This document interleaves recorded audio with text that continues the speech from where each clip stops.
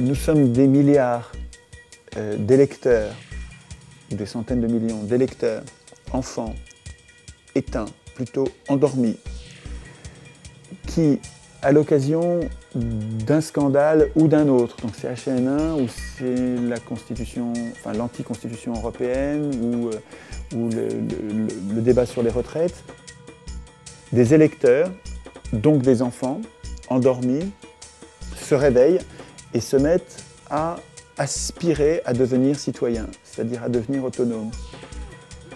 S'ils restent sur leur scandale, en se mettant à se battre uniquement sur leur scandale, sans voir que ce scandale, à chaque fois, n'est qu'une conséquence. À chaque fois n'est qu'une conséquence. Et sans chercher la cause des causes, ça ne servira à rien. Ils resteront des électeurs. Et ils finiront dans des camps de travail.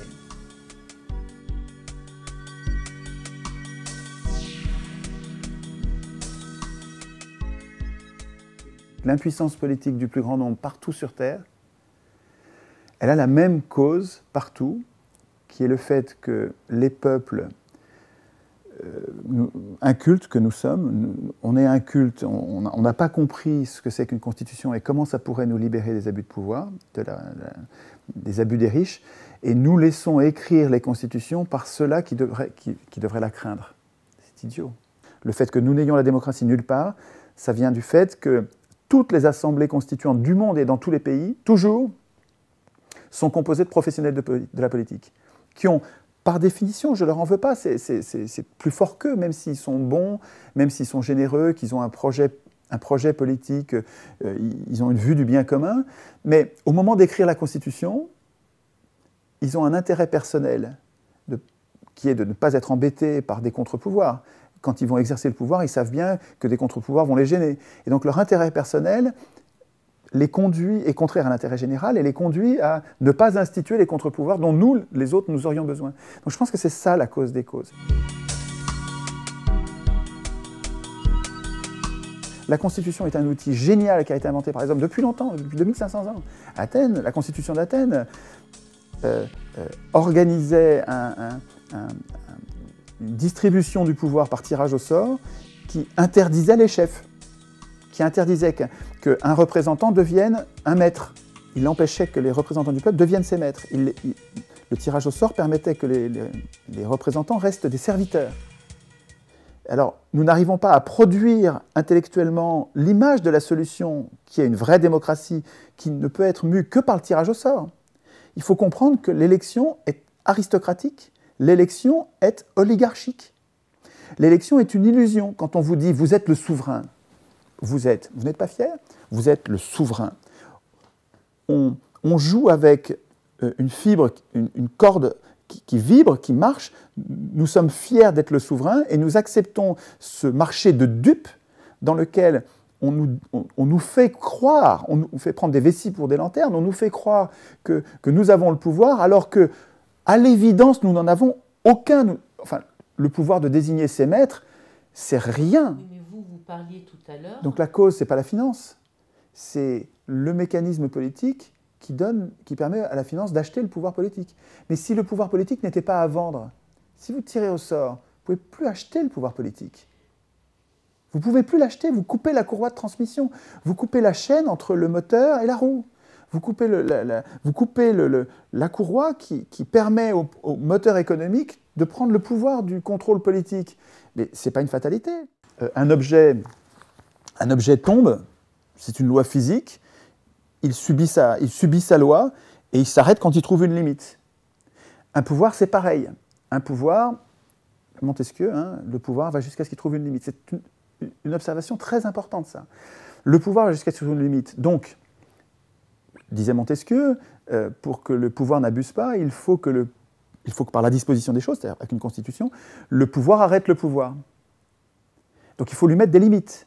Qui met des limites ?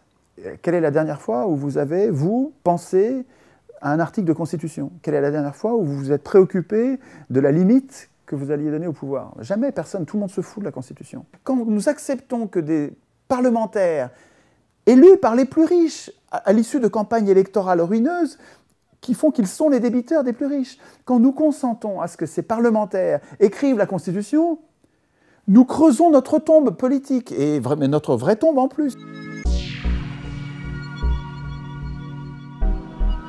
La dette, c'est une construction économique à vue politique, à objectif politique, qui est un objectif contre-révolutionnaire. L'objectif de la dette publique, c'est de finir d'assassiner Robespierre. C'est d'en finir avec le contrat social. C'est d'en finir avec l'État-providence. Les riches, les Versaillais, les ultra-riches, hein, les voyous qui massacrent les peuples quand leurs privilèges sont en cause, les Versaillais, on se servent de la dette publique pour se débarrasser définitivement de l'État-providence et faire des atomes citoyens travailleurs véritablement des esclaves.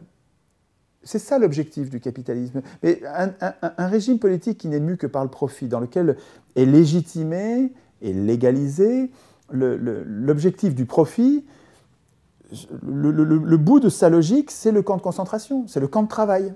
La plupart des économistes qu'on entend sur les radios et les télés sont des producteurs de pensée pseudo-scientifiques pour nous conduire à la résignation, à l'obéissance. Comme si le pouvoir des riches sur les pauvres était le résultat de lois physiques. Cessez de résister, ce sont des lois, vous n'y pouvez rien. Il y a des riches qui oppriment, qui exploitent, qui font travailler les pauvres pour eux, et c'est comme ça, ce sont des lois. Voilà, les économistes servent à ça. Donc je ne suis pas économiste. Enfin, dans cette définition-là, je prends ça comme une insulte. Ouais. Non, mais La Constitution d'origine citoyenne n'adviendra pas sans notre prise de conscience préalable. C'est pour ça que je dis qu'il faut que nous en parlions et que je vais faire toutes ces conférences et que je dis qu'il faut qu'on devienne des virus.